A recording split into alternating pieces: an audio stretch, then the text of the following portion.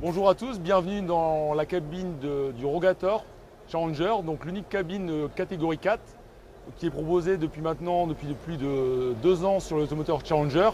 C'est l'unique cabine qui est proposée sur le marché de l'Ouest.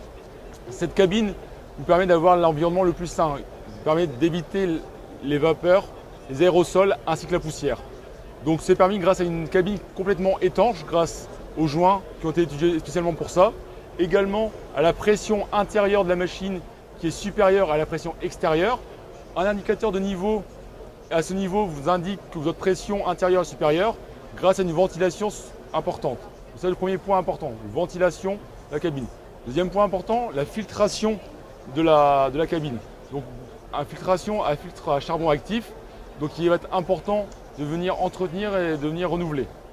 Chose importante.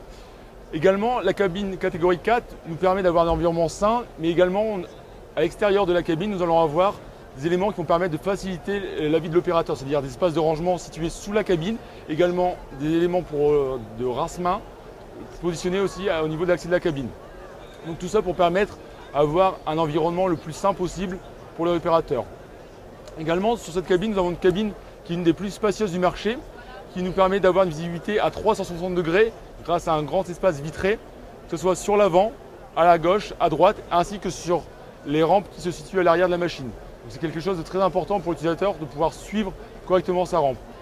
La cabine est également équipée de rétroviseurs de type panoramique qui nous permettent également d'avoir un contrôle sur les angles morts qu'on ne pourrait pas voir depuis la cabine.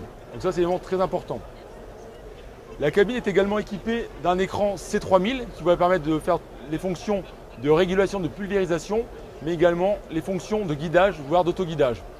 Deuxième écran, ici se situe sur l'écran le C1000 qui nous permettra d'avoir la gestion du châssis ainsi que la gestion de l'automoteur. Donc voilà, je vous remercie et à bientôt.